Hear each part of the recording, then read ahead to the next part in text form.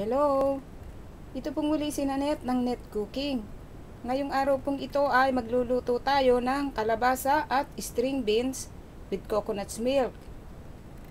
Ngayon, ang gagamitin po natin dito ay 2 cans of coconut milk.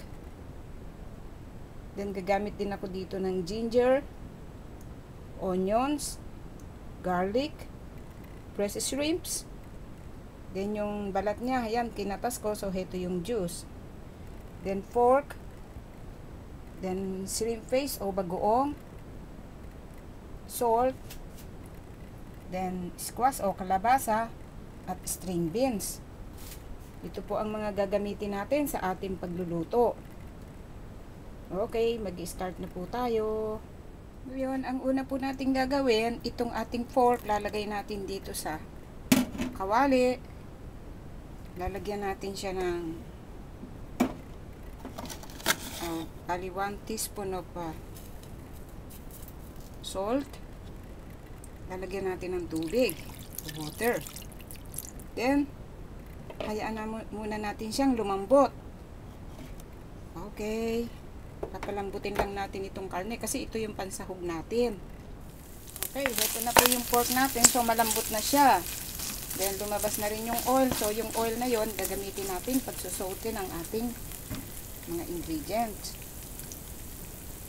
Then, ngayon po ay mag-start na tayong maggisa ng ating mga ingredients. Kasi yung iba hindi nagigisa pag ginataan. Ako kasi ginigisa ko para nun hindi malansa yung mga, limbawa yung shrimps, tsaka yung bagoong.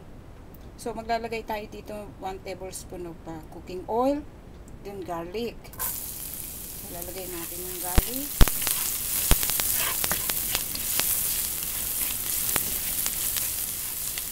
Then yung ating onions.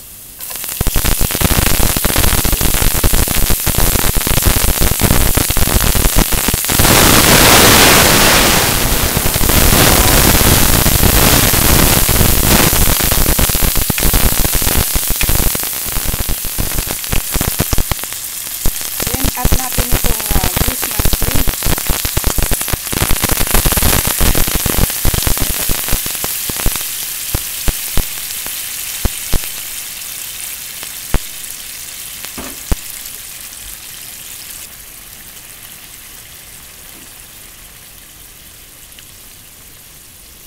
This time, add na natin yung ating coconut milk.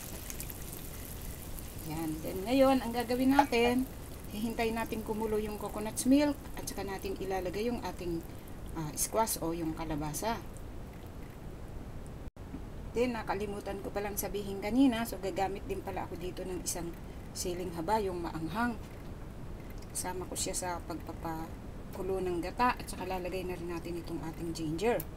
Kasi ang ginger, hindi ko siya hinihiwa ng maliliit.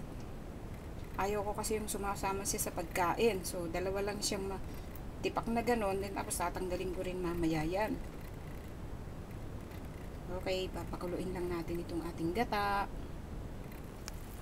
Then, ngayon, kumukulo na yung gata natin. Kaya lalagay na natin yung ating kalabasa.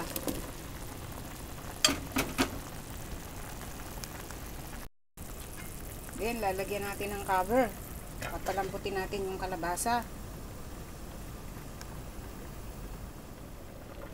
Then, i-check po natin ngayon itong ating ginataan. So, pag malapit ng lumambot yung ating kalabasa, ang gagawin natin, lalagay na natin itong string beans. Kasi itong string beans, madali lang lumambot ito. Pero hindi magandang masyadong malambot itong string beans. Lubog lang natin. Then, lagyan uli natin ng cover. Pag malambot na yung string beans, so okay na to. Then ngayon po, i-check natin itong ating ginataan.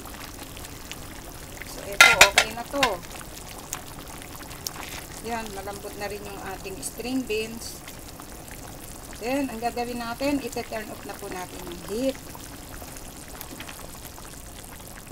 Ayan, okay na siya.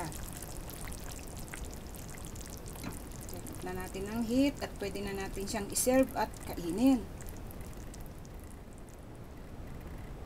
Then, ito po ngayon ang kinalabasan. sa pagkakaluto natin sa ating squash or kalabasa at string beans with coconut milk. Sana po nagustuhan nyo ang pagkakaluto natin sa ating reseping ito. Marami pong salamat. Ito pong muli si Nanette ng Net Cooking. Thanks po. Bye!